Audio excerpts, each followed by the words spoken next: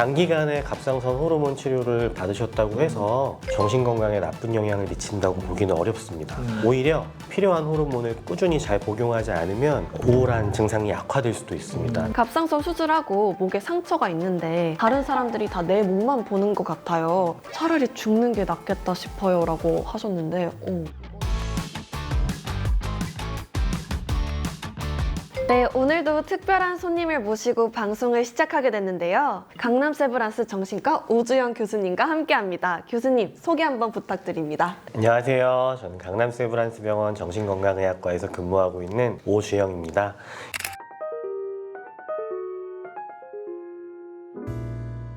정신건강의학과 중에서 주로 노인 환자분들 보는 노인정신의학, 그리고 불안장애, 그다음에 이제 오늘 주제랑 관련이 있는데 정신신체의학이라는 분야를 담당하고 있습니다. 신체적으로 병이 있는 환자분들의 정신과적인 증상을 치료하는 거를 정신신체의학이라고 하는데요. 또 같이 담당하고 있습니다. 와주셔서 감사합니다. 네, 감사합니다. 네. 이번 시간을 위해서 갑상선암 환우의 카페에서 이제 환우 여러분들의 질문을 모았는데요. 오늘 그 질문들을 중심으로 교수님의 명쾌하고 확실한 답변을 들어보도록 하겠습니다. 요즘 갑상선암이나 이런 질환이 있는 분들 말고도 스트레스도 많고 불안한 분들도 많아서 사실 요즘 현대인들의 약간 감기 같은 게 약간 정신질환이라는 말도 많잖아요. 그래서 오늘 기대가 굉장히 많은데 저희 채널 이제 갑상선 바로 알기니까 갑상선과 관련된 내용으로 풀어가보도록 하겠습니다. 첫 번째 질문인데요. 이분은 수술을 앞두고 있다고 하세요. 많이 불안하고 그러신 모양인데 수술 전에 항불안제를 먹어도 될까요? 라는 질문을 해주셨습니다. 결론부터 말하면 드셔도 됩니다. 다만 이제 주의해야 될 것이 있는데요. 항불안제라고 하면 흔히 신경안정제라고 말하는 벤조디아제핀 계열의 약제를 의미합니다. 근데 이러한 약제는 갑자기 약을 중단하면 불면이나 불안 증상이 심해질 수 있어서 수술 직전까지 사실 계속 드시는 게 아마 편할 것입니다. 수술 이후에 특별히 금식을 오래 해야 되는 경우가 아니라면 바로 다시 드셔도 되는 거고요. 다만 이제 고령이시거나 수술 이후에 몸 상태가 많이 나쁘신 경우에는 바로 다시 드셨을 때 우리가 선망이라고 하는 증상이 유발 악화될 수 있습니다. 헛것을 보시기도 하고 공격적인 모습을 보이시기도 하고 횡설수설하실 수도 있고 이제 그런 증상이 생길 수 있어서 그거를 좀 유의하시면 될 것 같고요. 또 이제 항불안제라고 말씀을 주시긴 했는데 우리가 세로토닌을 조절하는 불안에 대한 보다 근본적인 치료제가 있어요. 흔히 항우울제라고 말하는 SSRI라는 약제인데 이게 대체로는 안전한 약제지만 아주 미세하게는 출혈성 경향을 높일 수 있습니다. 그래서 저희가 다른 수술이면 신경을 덜 쓸 텐데 우리 장항석 교수님 뭐 잘 아시겠지만 갑상선 수술이 워낙 수술 전후로 출혈에 좀 예민하게 신경을 써야 하는 질환이다 보니까 혹시 증상이 심하지 않다면은 수술 전후로 잠깐 중단하는 것도 방법일 수 있습니다. 그럼 얼마 정도 끝나요? 한 일주일 정도? 물론 중단을 하면 불안하거나 우울한 게 생길 수는 있지만 저희 정신과약이 효과가 느리게 나타나는 만큼 일시적으로 중단을 해도 아주 큰 문제가 생기지 않는 경우도 많이 있어서 너무 걱정되시면 잠깐 중단하시는 게 방법이 될 수도 있을 것 같아요. 저희가 이제 아스피린 약 네. 같은 것들이나 네, 네. 그 혈소판 제제 같은 것도 보통 좀 길게 끊으면 좋겠지만 위험할 수 있어서 일주일 정도에서 10일 정도 끊는다 이러고 네, 하거든요. 역시 비슷하군요. 네. 네, 그거보다는 훨씬 안전하니까 예, 너무 힘드시면은 우리 수술 잘 하시니까 네. 열심히 해야죠. 네. 다음 질문도 유사한 내용인데 평소 수면제를 거의 매일 복용해야 될 정도인데 마취나 수술에 영향이 없을까요? 라고 하셨고 어떤 다른 분은 정신과 약을 복용 중인데 수술이 가능할까요? 라고 질문하셨습니다. 사실 이제 수면제를 복용하시는 분들 굉장히 많은데 마취나 수술에 영향이 있는 경우는 거의 없습니다.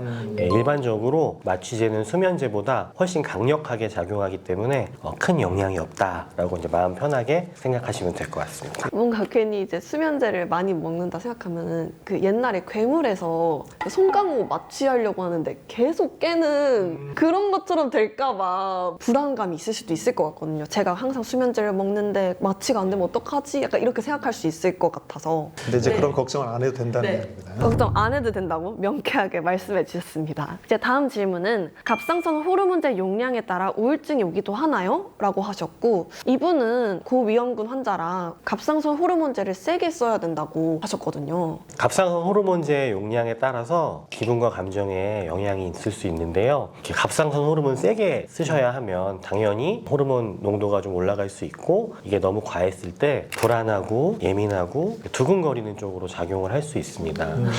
또 반대로 혹시 좀 부족하시면 쉽게 피로해지고 무기력해지고 우울해질 수 있으니까 정신건강 측면에서는 정상 범위 내에서 호르몬이 유지되는 게 좋을 걸로 생각이 됩니다.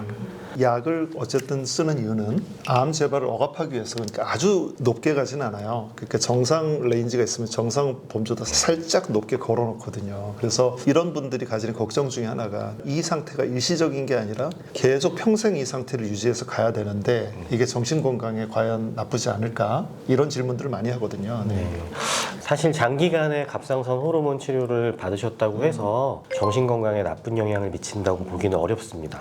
오히려 필요한 호르몬을 꾸준히 잘 복용하지 않으면 우울한 증상이 약화될 수도 있습니다. 따라서 적절하게 갑상선 호르몬을 복용하고 수치를 정상 범위 내에 관리하는 게 정신과 신체의 건강을 잘 관리하고 유지할 수 있다 이렇게 생각하시면 좋을 것 같습니다. 이건 반대로 갑상선암 수술 후에 불면증이 지속이 되는데 이때 수면제를 먹어도 될까요? 라는 질문이 있었어요. 저희 채널에서도 이전에 다뤘는데 갑상선 기능에 대해서 다룰 때 갑상선 기능 항진이 되면 불면증이 올 수 있다고 하셨거든요. 이분은 근데 또 그 상황이 아니라고 하세요. 그냥 정상 갑상선 호르몬 상태를 유지하는데도 불면증이 있다고 말씀하셨거든요. 이렇게 말하자면 수술 때문에 온 게 아니냐 이런 질문인 거죠. 그러니까 네, 갑상선 호르몬에 문제가 있어서 불면증이 생기는 경우도 있지만 우리가 갑상선 호르몬 문제가 없는 일반인들도 불면증이 올 수 있으니까 당연히 정상 호르몬 상태에서도 불면증이 올 수 있습니다. 그래서 갑상선암 수술 후에 이제 불면증이 지속되시면 당연히 이제 치료를 할 수 있는 거고 수면제도 드실 수 있는 건데요. 수면제를 드셔서라도 잘 자고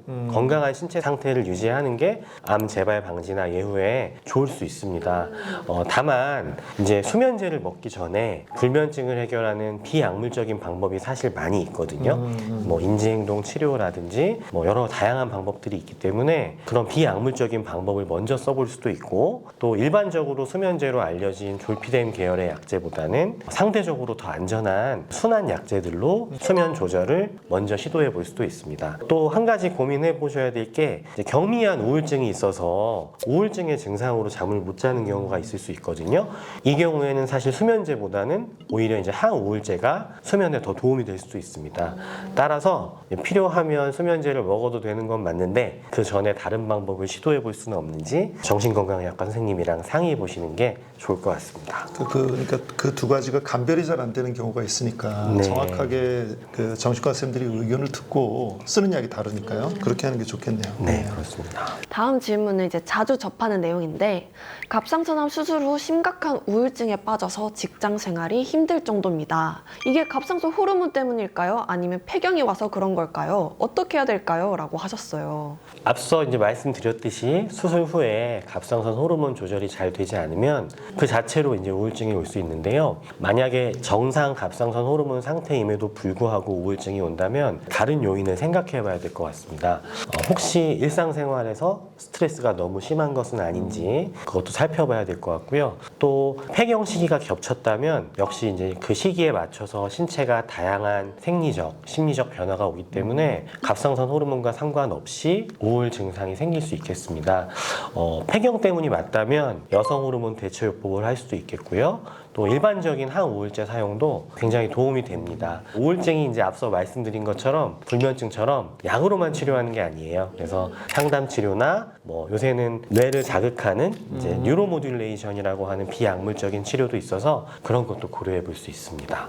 지금 이런 상황에서 좀 여쭤보고 싶은 게 있는데 네.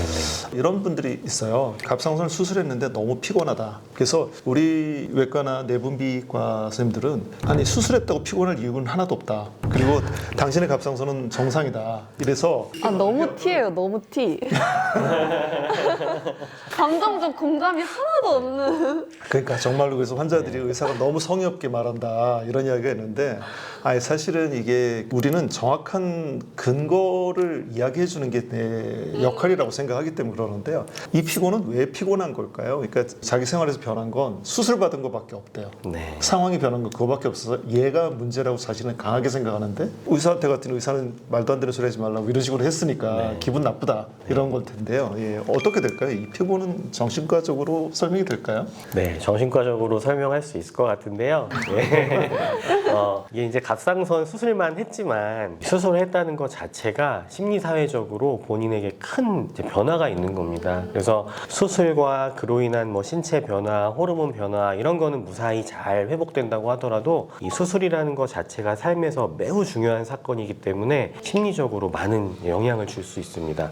또 심리뿐만이 아니라 사실 실제적으로 일상에서 내 상황이 많이 바뀔 수 있는 거거든요. 수술 때문에 직장을 휴직할 수도 있고 가정에서도 역할이 미묘하게 또 변화가 있을 수가 있어요. 그로 인해서 어찌 보면 또 우울증이 생겼을 수도 있거든요. 그래서 우리가 우울하면 이 우울한 증상이 단순히 우울감으로만 나타나는 게 아니라 다양한 다른 증상으로 나타날 수도 있어요. 그래서 난 우울하지 않은데 왜 우울증이라고 하냐 이렇게 말씀하실 수도 있겠지만 의욕 상실, 피곤함, 무기력감, 집중력 저하 이런 게 또 우울증의 증상으로 먼저 나타날 수도 있기 때문에 특별한 이유 없이 피곤함을 느끼고 그러신다고 하면 혹시 우울증이 생긴 것은 아닌지 잘 살펴봐야 될 것 같습니다. 요새는 안 그런데요.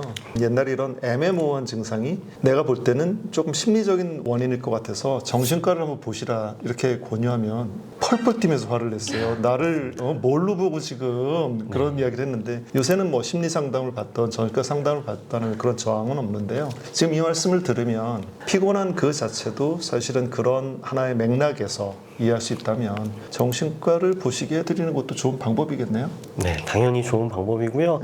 사실은 이제 많이 좋아지긴 했는데 아직도 이제 정신과 진료를 보는 거에 대한 편견이나 이제 두려움이 있으신 분들이 많이 있는 것 같습니다. 그래서 좀 그런 편견 많이 내려놓으시고 찾아오시면 많은 도움 드릴 수 있으니까 네, 꼭 오셨으면 좋겠습니다. 힘드시면. 근데 요즘은 이제 정신과 상담 자체를 이제 자기 관리라고 생각하는 20대, 30대도 많아서 이제 내 정신도 관리한다. 세상이 많이 바뀌었네요. 많이 이제 바뀌었습니다. 네.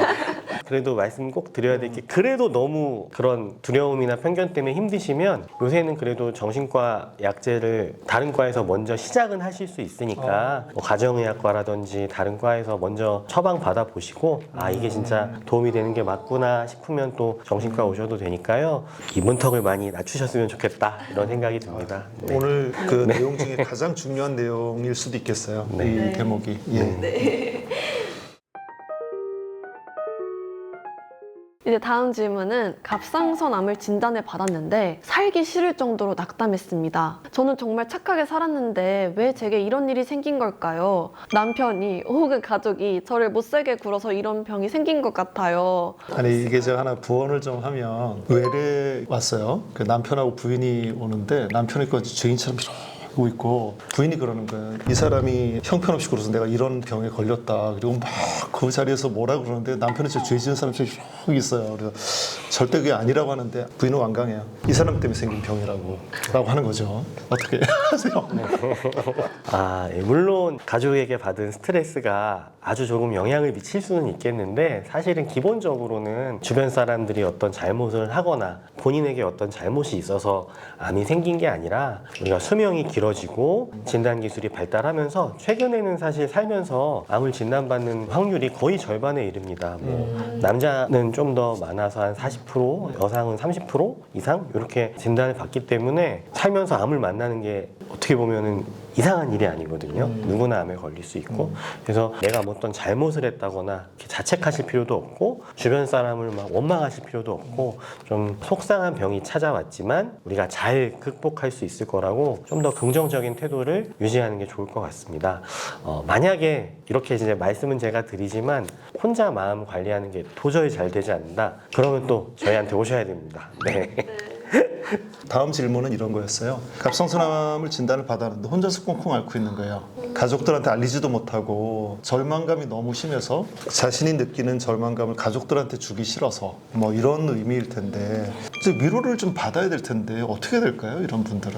암을 진단받고 가족들한테 알리지 못하는 분들이 굉장히 사실 많습니다. 때로는 좀 너무 말씀드리기 미안하거나 가족이 충격받을까봐 걱정하는 마음으로 알리지 않을 수도 있고, 가족이 너무 어리거나 아니면 이미 가족이 큰 병이 있어서 내가 괜히 걱정거리를 끼치는 게 또 미안할 수도 있고, 아까 말씀하신 것처럼 이 사람 때문에 내가 암에 걸렸나 싶은 배우자밖에 없어서 얘기해도 소용없다라고 생각하시는 경우도 있고, 그래서 참 마음을 나눌 가족이 보이지 않으실 수도 있습니다.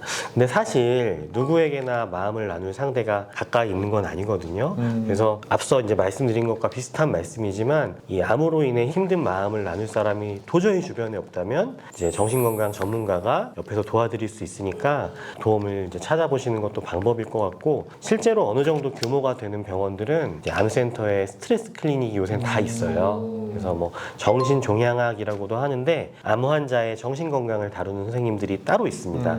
그래서 그런 전문가를 찾으셔도 되고, 꼭 정신과 의사가 아니더라도 심리상담이나 다양한 이제 정신건강 전문가들이 있기 때문에 도움을 받으시면 좋겠습니다. 이건 그 좀 파생되는 질문인데요.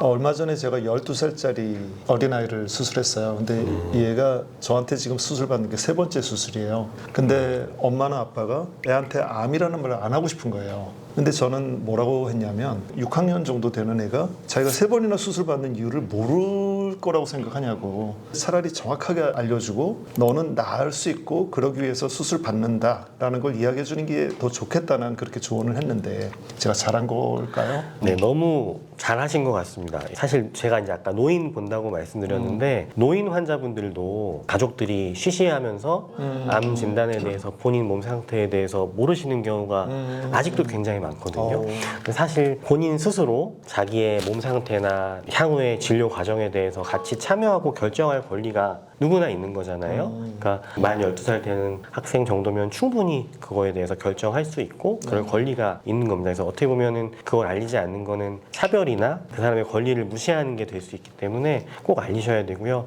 뭐 연구들이 많이 있는데 본인에게 일어난 일에 대해서 알고 치료 과정에 같이 결정하고 참여하는 게 예후가 좋다는 보고들이 많이 있습니다. 그래서 저는 비록 아일지라도 네. 그걸 정확하게 알고 자기가 주체로서 치료나 이런 거에 중심이 되도록 해줘야 된다. 네. 예, 이런 꼭 아이고 그렇게 좋은 말이네요. 네. 하셨으면 좋겠습니다. 네.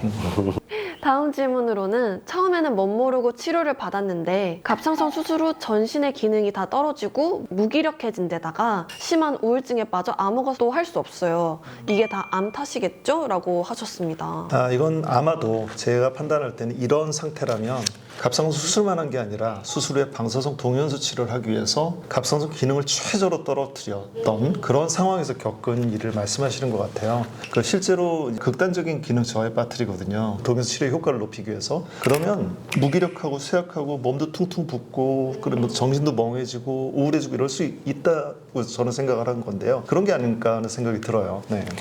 장한석 교수님 말씀대로 갑상선 기능을 떨어뜨린 영향일 수 있을 것 같아요. 이 경우에는 갑상선 기능이 회복되면 추후에 이제 좋아질 수 있을 것 같은데 만약에 그런 상태가 아니다라고 하더라도 암을 수술하고 치료하는 과정 자체가 상당한 체력과 에너지를 요구하는 일이고 진단 및 치료 과정에서 다양한 심리 사회적인 변화가 동반될 가능성이 많기 때문에 암 그 자체가 우울증을 유발하는 중요한 역할을 할 수 있겠습니다. 다만 이제 똑같은 암에 걸리고 치료를 하더라도 이를 극복하는 과정은 사람마다 다 다르고 또 암으로 인해서 유발된 우울증을 우리가 치료할 수 없는 게 아니기 때문에 심한 우울 증상으로 말씀하신 것처럼 아무것도 할 수 없다면 반드시 치료 받으시기 바랍니다. 이제 다음으로는 갑상선암이 아무래도 여성에게 많이 나타나는 질환이잖아요. 갑상선 수술하고 목에 상처가 있는데 다른 사람들이 다 내 목만 보는 것 같아요. 외출도 못하겠고 차라리 죽는 게 낫겠다 싶어요 라고 하셨는데 이거는 어떻게 해야 될까요?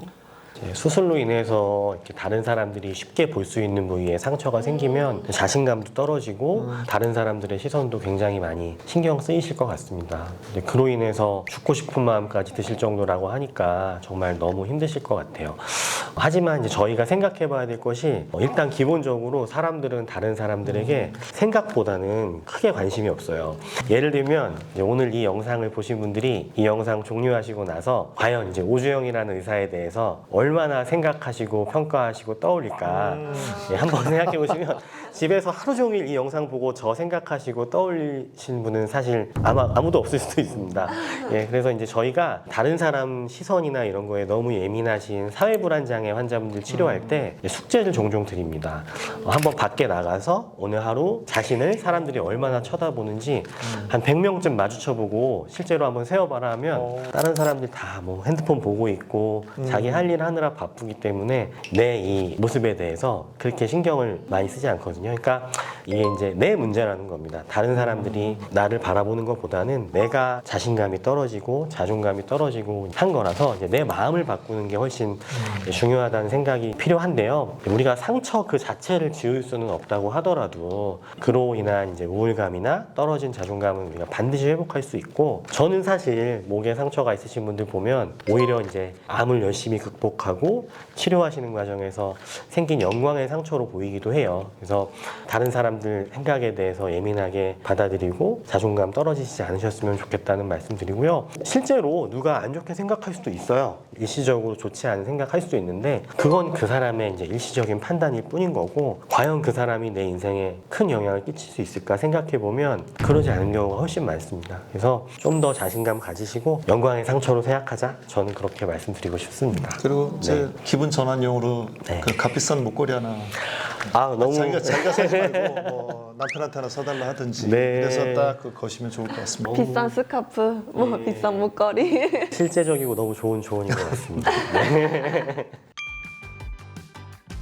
암에 대한 걱정으로 잠을 못 이루시는 것 그 자체가 암의 위험성을 높이는 일이 될 수도 있어요. 암이 다 나은 다음에 뭔가를 할 것이다 이렇게 생각하면서 즐거운 일들을 자꾸 미루시면 안 됩니다. 암 진단을 받으시는 환자는 대부분 감정이 크게 동요하는 시기를 겪습니다.